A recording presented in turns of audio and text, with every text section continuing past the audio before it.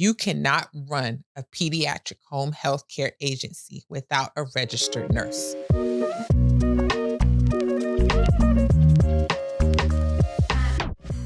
Hi, everybody. Welcome to Pivot and Profit with Priscilla. Today, I want to talk about starting a pediatric home health care agency without healthcare experience. So, first, I want to start with the fact that I am not a nurse. I have never worked in the healthcare industry. I don't have any formal healthcare background. I got into home health care because I did some research and I realized that the home health care industry was going to be booming.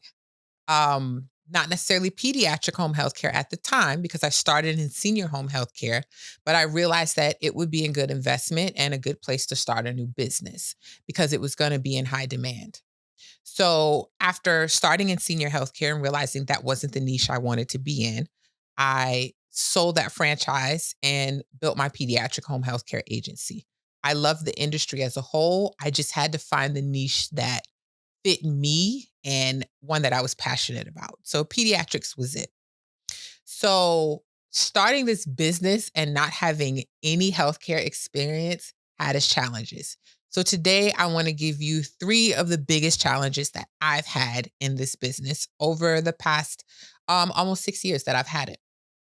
So although this business has been lucrative for me, it has come with its challenges. One of the biggest challenges that I've come across is the fact that in order to run this business, you need staff and you need healthcare staff. And healthcare staffing is tough for anybody right now because they're always in demand. Nurses and healthcare workers are in demand in multiple locations. So, nurses and healthcare workers can work in the home, they can work in a hospital, they can work at hospice facilities, they can work at nursing facilities, they can work at schools. They have so many facilities and locations that they can take their talents to. So, for a new small business starting out, how do you compete with that? How do you compete with paying someone to work in your home care business that can go to a hospital and get a job with benefits, with high wages, with PTO, all those things that you sometimes can't offer in the beginning? I started during COVID. So it's twofold because a lot of nurses didn't want to be in the hospital anymore because of COVID. It was a very challenging time for a lot of people. Um, the healthcare industry took a big hit. So um, a lot of those workers were burnt out after COVID happened.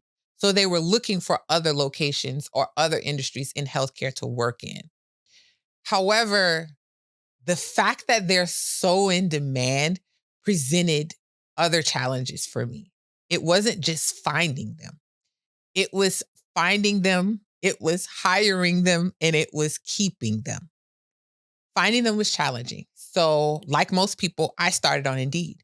I started putting ads on Indeed.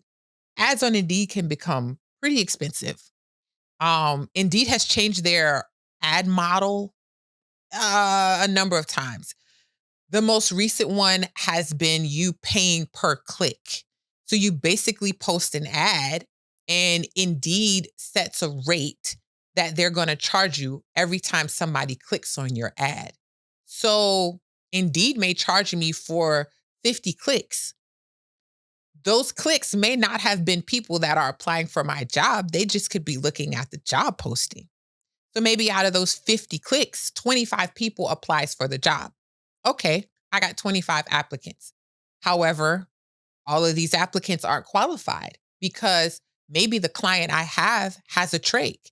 And you, as a nurse, have to know how to take care of a client with a trach or a vent. Maybe you don't have any pediatric experience, but you have experience in the hospital. Some people have experience working in the jail system. Jails have to have nurses as well, but that doesn't always translate to pediatrics. So let's say out of those 25, 10 are experienced in pediatrics. 10 of them can do trachs and vents. However, do they live in the area? I live in Georgia. I live in the Atlanta metro area. traffic is a beast. So if you live south of the city and the client is north of the city, that can be an hour and a half drive, definitely hour drive to get to the client. So now we're down to 5 applicants maybe that live in the area or the vicinity of the client, have the experience that's needed, and are applying for the job. So now I got to schedule an interview with you. The interviewing process was brutal. I would have people schedule interviews and not answer the phone. And I'm just talking phone interviews. I haven't even gotten to in-person interview yet. Not answer the phone. I have been on an interview call with a potential applicant, and I must have said something wrong in describing either the client or the job because they hung up mid-conversation. I thought the phone just disconnected and I tried to call them back and I found out I was blocked. I have hired people to service the client. And on the day that they were scheduled to do the job, they just don't show up. They don't answer the phone. They've ghosted me. When you're working with potential employees, I come from a corporate background.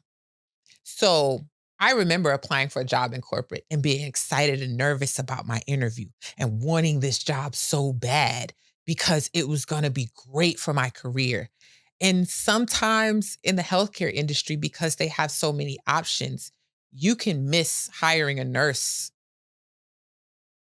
based off a couple of dollars in pay, based off a few benefits that the other company offered them. Like it is so competitive and it shows in the hiring. So for me, maybe having somebody in HR, maybe having somebody that had HR experience in healthcare would have been very beneficial for me at the time. Because not only did I not have healthcare experience, I didn't have HR experience either. So one of those biggest challenges was hiring in a high demand industry. The other big challenge that I've faced is client retention. So, one of the things you're going to need to do is pair up your staff with your client. My client is not just the child, my client is also the parent, and sometimes everybody in that household. They need to be able to get along with that nurse. That nurse needs to be able to fit into the culture and the structure of that household. If you hire the wrong nurse, or if you hire a nurse that doesn't work out for that family, sometimes the client doesn't give you a chance to correct that. Sometimes you're not able to quickly rehire fast enough to put somebody else in there. And in this program, the Georgia Pediatric Program, the client has the right to go to another agency. They don't have to give you notice. Now, once again, because there's a 30-day window, there's a 30-day time frame sometime where that client has to wait to transition to the next company. But sometimes you don't even know that. The month shows up and you realize you can't bill for that client because they've changed agencies and didn't let you know. So you need to be in constant communication with your client. You need to constantly, on those supervisory visits, when your nurse is going out, they need to be checking. Hey, one of those questions on the supervisory form is the client satisfied? Is the client having issues with the nurse? Is the nurse having issues with the client? So you can mitigate those things before you unexpectedly lose a client to another agency. So making sure your client retention is strong is rooted in your staff and your nurse, is rooting in the satisfaction of the client, and it's rooted in the health of that client. Is that client being taken care of to the best of your ability and in line with what the physician recommends and what the parent wants? My last the third challenge, my last challenge that I'm going to explain to you guys is your RN. You cannot run a pediatric home health care agency without a registered nurse. A registered nurse is the only one qualified to supervise LPNs. Now, an LPN can supervise unskilled staff, that's CNAs, certified nursing assistants, PCAs, personal care assistants, and now parents are taking on that role. So, an LPN, licensed practical nurse, can do supervisory visits for those unskilled staff, but only an RN, a registered nurse, can do supervisory visits for an LPN. So, you cannot run this business without a registered nurse. It is written in the rules. A registered nurse has to supervise your staff. I am not a registered nurse. I am not a nurse at all. So I cannot technically supervise some of my own staff. So hiring the right registered nurse is pivotal to your business. It has taken me some time to understand how to hire and who to hire. I think at the beginning of my business, I was so all over the place just trying to figure out how to start a business, how to run a business, that I often hired people that weren't fit for my business. So because I was all over the place, I was hiring people that were all over the place. I was hiring people because they had the credentials. Oh, you're a registered nurse? Okay, I'm hiring you as a 1099 contractor.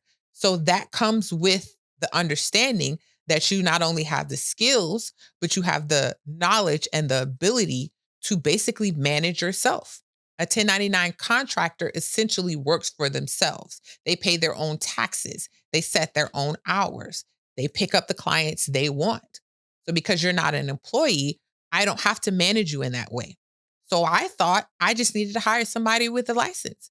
I just needed to hire a registered nurse that is licensed by the state of Georgia, one that has pediatric experience and possibly home health care experience. She has the knowledge, she has the skills. However, hiring somebody for that pivotal role in your company requires more than that. It requires them to not only have the passion for the business and the passion for the care, but have the passion for your growth. Somebody that wants to see you succeed and somebody that's going to put in the work. Sometimes even if it's beyond the scope of their job description. Somebody that's not just going to clock in and go do their supervisory visits, but they're going to say, "Hey, I was at the client's home the other day and I was looking around and I recommended that the client do this for the safety of in the home. So I created a home assessment sheet that I'm going to now use to assess the home." Oh, I don't go out to the home. I don't even know that's needed. But my RN saw a need. My RN now, her name is Barbara. She she found me. I found her on Indeed. Barbara insisted on a face-to-face interview during COVID. She wanted to meet me. She wanted to see me. By the time I met Barbara, I had had 3 RNs prior to her. They didn't end badly. The RNs just moved on to other positions. But I never had an experience like I've had working with somebody like Barbara, who has more than 20 years of experience in the industry, who retired from nursing and came back just for the love of it. Barbara fell in not a client's home. Barbara also babysits on the weekends when she doesn't have work. She fell and broke her leg babysitting. While Barbara was on the floor at the bottom of the stairs, she was assessing her own injury. She called me. After she called her son in law to come get her, she would not allow me to call 911, but she called me to say, "Hey, she's in pain." She said, "Hey, yeah, the bone's protruding out of my leg. Um, I'm not going to be able to go see the client. I just want to let you know I'm going to go to the hospital and I might be out for a while. I'm so sorry." I had to pull over in my car because I I don't know what to do. I'm Barbara, I gotta call 911. I gotta get somebody to you. I don't know where you are. The client Barbara cared for called me as well.